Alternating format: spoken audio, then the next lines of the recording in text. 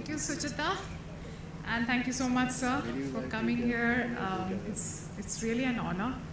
And more importantly, I think over the last few years, particularly the last 5 years, the kind of support and the kind of collaboration spirit that we witnessed from the Ministry of Labor and Employment, it's been extraordinary.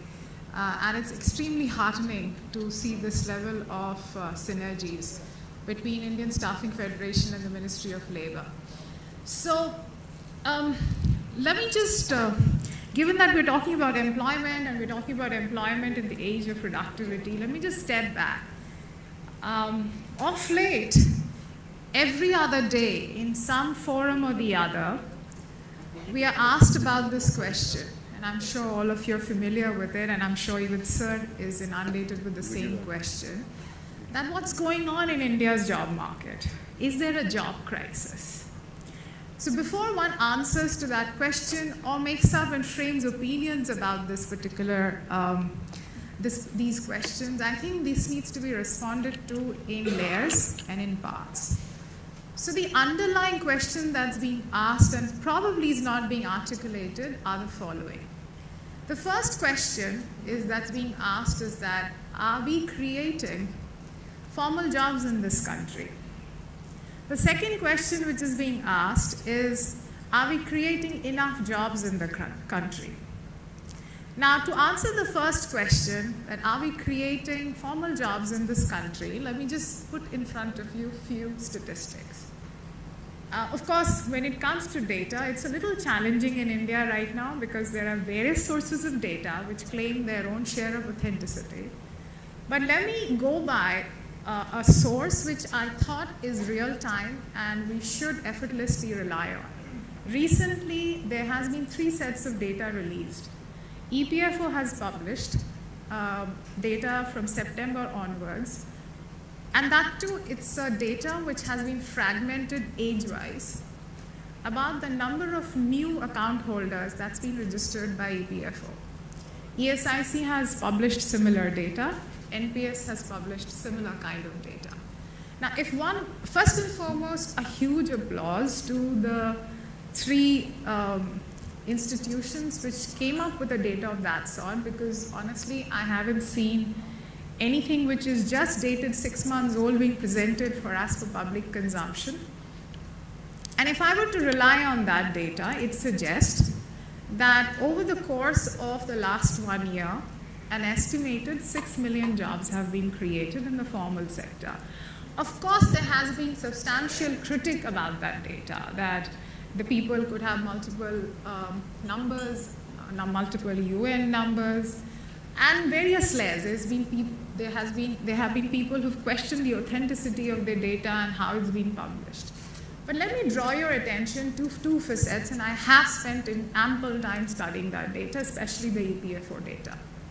There has been a spike across months of the number of new account holders below the age of 21 in that data. There's been also a significant number of incremental growth noticed for account holders who are more than 26 years of age. Now, what is the inference that you can draw from that? Essentially, those above 26 years old, it's not possible that they were not employed in some form or the other, right?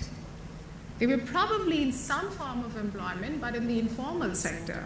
And thereon, thanks to demonetization, GST, and also the recent amnesty drive, which the government has announced in the recent budget, organizations have found reason to formalize some of these employment, and hence, of course, they have been rebadged and made formal, right?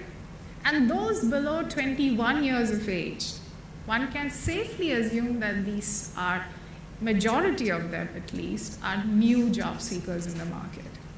Now, both of them, if one were to look into depth, are very desirable outcome in the process of nation building.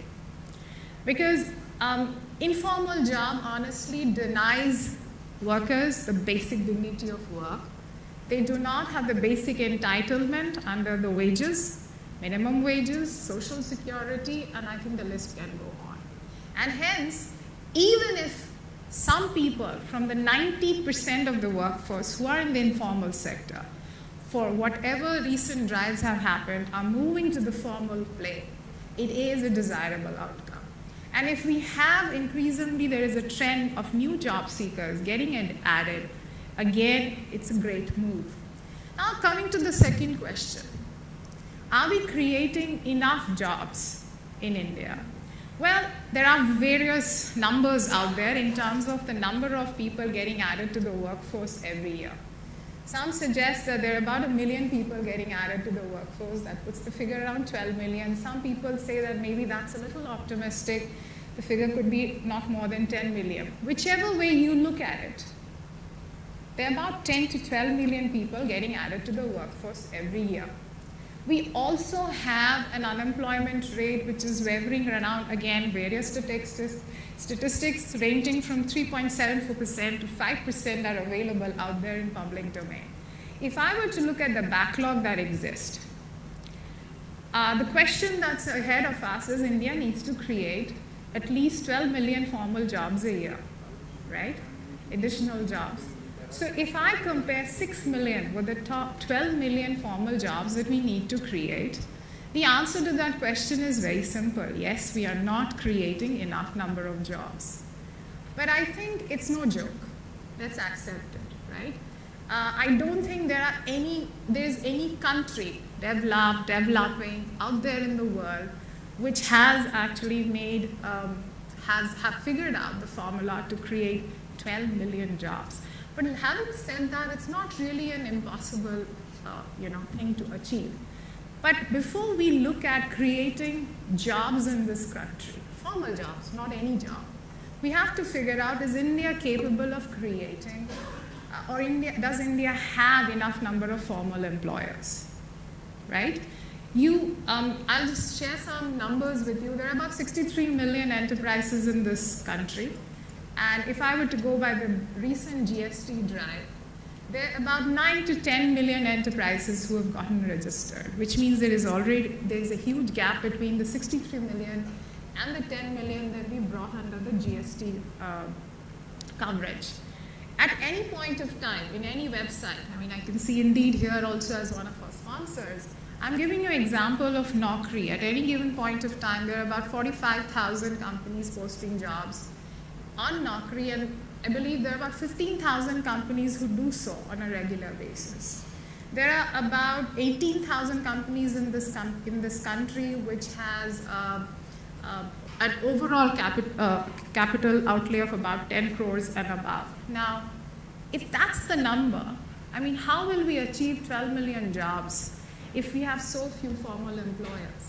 And from a public policy perspective, and I think when we ask questions about jobs, we really need to look back into the kind of reforms that are required to encourage more formal employers emerging.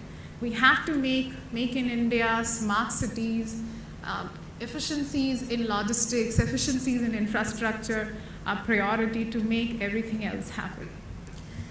But coming back to the question, I honestly believe India do not have a job crisis. Everybody in India who needs a job has a job. The real problem is that they do not have the wages that they aspire for, which essentially means that India's problem is much to do with productivity than anything else.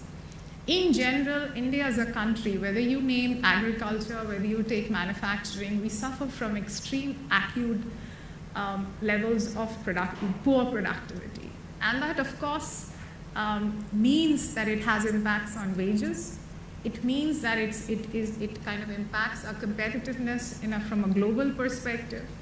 And so what's the solution to it? You ask, there are probably about 20 staffing companies today in this room, right?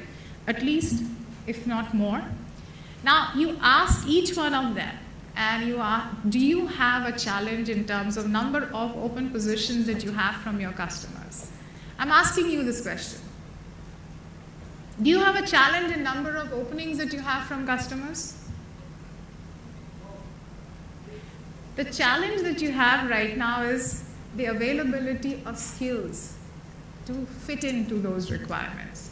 I mean, I am a practitioner in this space, and at any point of time, we have nothing less than 10 to 15,000 open positions a month at any point of time. But no matter what channel you exercise, we all have varying abilities, competencies, and capabilities. But no matter what you try, you may not be able to close more than 40% of those. And that's not on account of us not meeting enough number of people. We might just end up hiring 5% only of the kids who walk into our offices. And that's the actual tragedy. And that is happening because India is going through an acute skill crisis. So no matter how much time we spend around debating about the job market, we won't get the real answers and we won't get to the root if we do not understand the skill issue. And skill is very much linked to productivity, by the way. Every time I see a rudali going on everywhere around how automation is killing jobs, what we miss immediately is automation is actually making India far more productive. When I know most of you must have grown up seeing this, when multi-story buildings are coming up near our environment, you will see mostly women, even some men, carrying bricks on their shoulders, and those days there were not even lifts to take them up. There would be these slopes which have been built across 10, very precarious by the way condition, all across the building, and they're carrying that up. Is that dignity of work? Are we actually lamenting loss of that job? Now we have cranes and lifts to carry those goods up. So let's just pause and let's just think a little bit. And let's not jump and get carried away with what we are hearing and seeing.